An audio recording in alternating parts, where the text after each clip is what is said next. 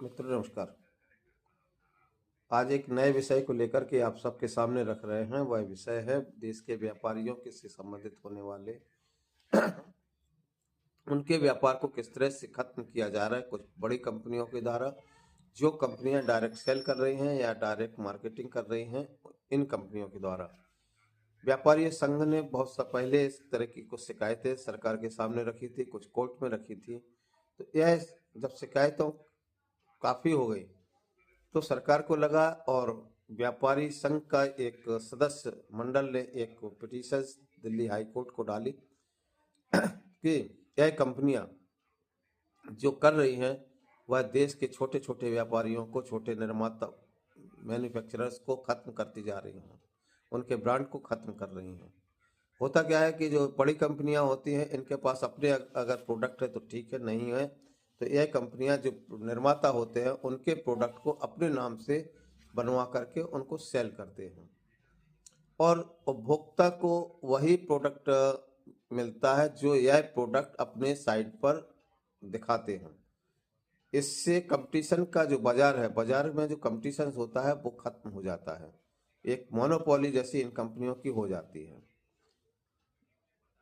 2002 के आसपास जब अटल जी की सरकार थी, भारतीय जनता पार्टी की सरकार थी, तो उन्होंने इस देश में एक नियम बनाया कि भारत में कोई भी व्यक्ति स्वतंत्र रूप से अपना व्यापार कर सकता है। भारतीय कंपनियों के अलावा कोई विदेशी कंपनियां भी भारत में आकर के अपना व्यवसाय स्थापित कर सकती हैं।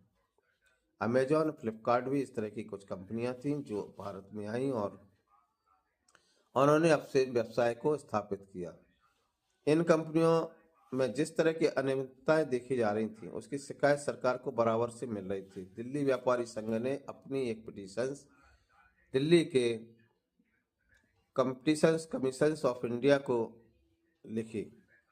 जब कंपटीशन कमीशन ऑफ इंडिया ने, क्योंकि उसके पास ही इस तरह की जब व्यापारियों के जांच करने का अधिकार है, तो उन्होंने जब जांच में पाया कि हाँ यह कंपनियां तो बहुत बड़ा घोटाला या बहुत बड़ी तरह से व्यापार इस तरह से व्यापार कर रही है कि हमारे देश के छोटे व्यापारी धीरे धीरे कम होते चले जाए और उनका व्यापार कमजोर हो जाए।